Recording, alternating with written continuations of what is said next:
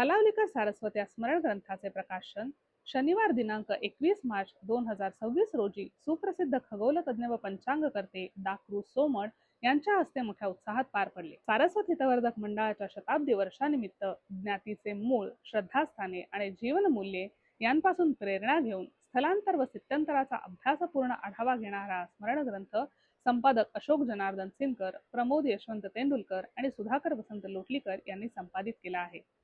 हा सोहळा कै श्रीपाद दत्तात्रय तेंडुलकर मंगल कार्यालय माही मुंबई येथे संपन्न झाला.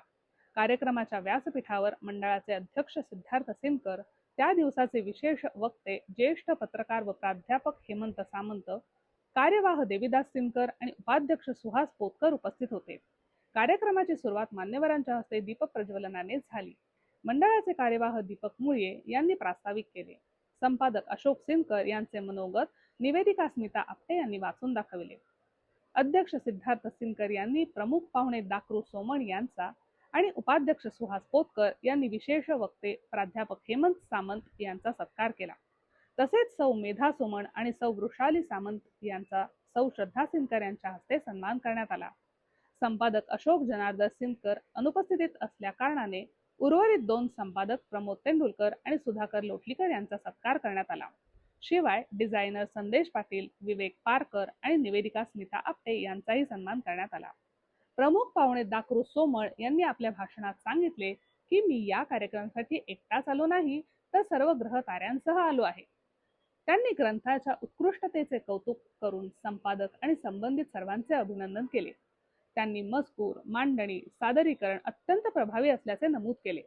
तसेच निरोगी आणि आनंदी आयुष्यासाठी लवकर उठणे, नियमित अभ्यास करणे, मर्यादित आहार घेणे, निसर्गात वेळ घालवणे आणि सतत कार्यरत राहणे यासारख्या सवयींचे महत्त्व अधोरेखित केले. प्राध्यापक हेमंत सामंत यांनी आपल्या मनोगतात सारस्वत समाजातील विद्वान आणि विविध क्षेत्रात उल्लेखनीय कार्य करणाऱ्या व्यक्तींचा उल्लेख केला. त्यांनी भाऊ दाजी लाड, गुंफ आजगावकर, ग.रा. कामत यासारख्या व्यक्तींचा उल्लेख करताना या ग्रंथात केवळ इतिहासच नाही, तर समाजाच्या दूरदृष्टीचा आणि निस्वार्थ सेवाभावाचा दस्तऐवज आहे असे नमूद केले. हा ग्रंथ वाचनीयच नव्हे, तर संग्रही ठेवण्याजोगा असून पुढील पिढ्यांसाठी प्रेरणादायी ठरेल असे त्यांनी सांगितले.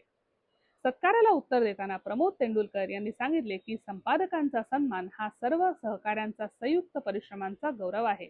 त्यांनी विशेषतः अशोक जनार्दन सिनकर यांच्या परिश्रमाचा उल्लेख केला, ज्यांनी 100 वर्षांच्या नोंदींचा अभ्यास, भाषांतर आणि माहिती संकलनाचे मोठे कार्य केले.